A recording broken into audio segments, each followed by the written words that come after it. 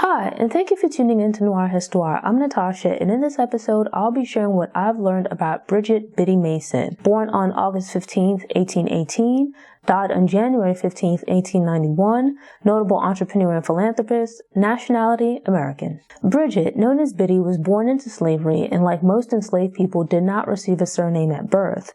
The exact location of her birth is unclear. Most sources list her birthplace as Hancock County, Georgia, while others cite Mississippi. What is known is that Biddy was taken from her parents as a young child and moved between plantations in Georgia, Mississippi, and South Carolina. Biddy primarily grew up in South Carolina on a plantation owned by John Smithson. While there, she did typical domestic work. Smithson's cousin Robert Marion Smith married Rebecca Crosby when Biddy was 18 years old. Biddy was sent to the Smith plantation in Logtown, Mississippi as a wedding present for the newlywed. At the Smith household, Biddy cared for Rebecca, who had health issues, as well as the couple's children. In addition to nursing others who were unwell in midwifery, Biddy also worked as a field hand and tended to livestock. In time, Biddy gave birth to 3 daughters, at least some of whom, if not all, were believed to have been fathered by Smith. In 1847, Smith converted to the Mormon faith. Utah and the future site of Salt Lake City were still Mexican territories. The church issued a call for members to move west to settle in this area. Some sources state that the Mormons encouraged Smith to emancipate his slaves before the relocation, but he declined to do so. Instead, Smith, along with his slaves and extended family, set out for the new community in a caravan. The trek would cover 2,000 miles and take 7 months. During the journey, Biddy mostly walked behind the caravan and continued performing her various responsibilities. This was done with Biddy's youngest child, an infant, strapped to her back. The caravan reached the new settlement at Salt Lake City, but there would be several moves in the future. In 1851, Brigham Young, founder of the Mormon Church, decided to create a new settlement. The new community was to be established in Southern California by church members. Smith was among this group and relocated his family and slaves to San Bernardino. California had entered the Union in 1850 as a free state, and thus from a legal standpoint, slavery was outlawed within its territory.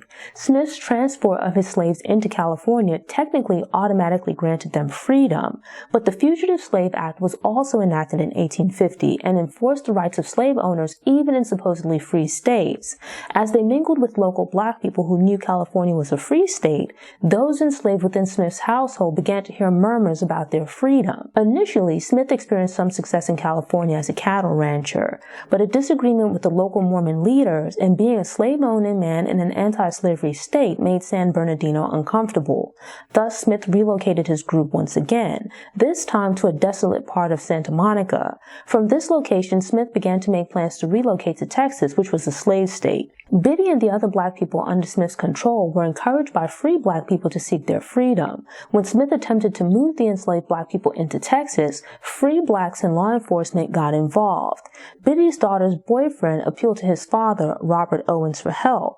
Owens alerted the Los Angeles County Sheriff, and they formed a posse with other men, which tracked down Smith's caravan and forced him to remain in California. The sheriff held the enslaved people in prison to protect them from being kidnapped and forced into slave territory. This allowed Biddy and 13 others to appeal to the courts for their freedom. While black people were free in California, that didn't mean they were treated as equals. Smith tried to circumvent the law by claiming Biddy and the others were his relatives, not slaves. As per the law, Biddy nor any of the other enslaved people were allowed to testify in open court. Instead, the judge, Benjamin Hayes, had them testify for him in private, where they confirmed being held as slaves.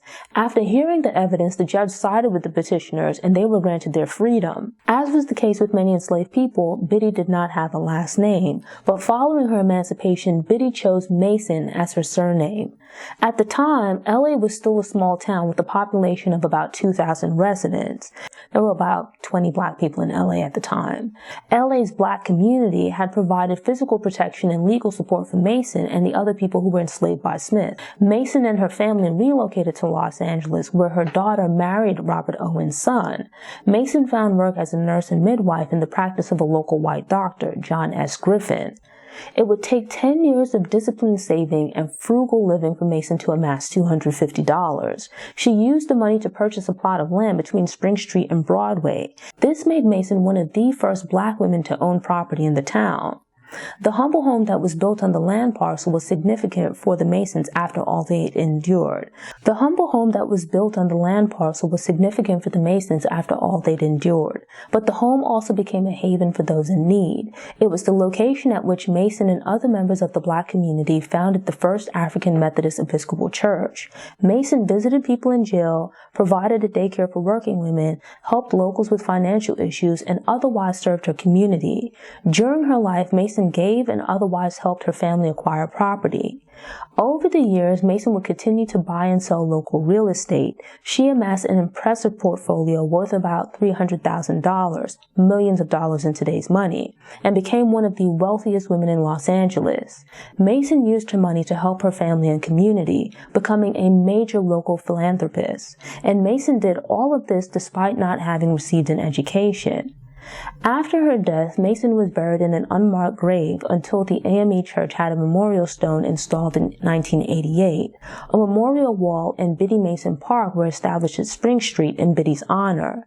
One of Mason's grandsons, Robert Curry Owens, was deeded land during her lifetime and inherited other properties following her death. He became a politician and successful real estate developer and was the wealthiest Black man in Los Angeles for a while. Thanks for tuning in. Show notes and sources are available on the Noir Histoire website via the link in the episode description. I'm working on creating downloadables and infographics, so keep an eye on the website.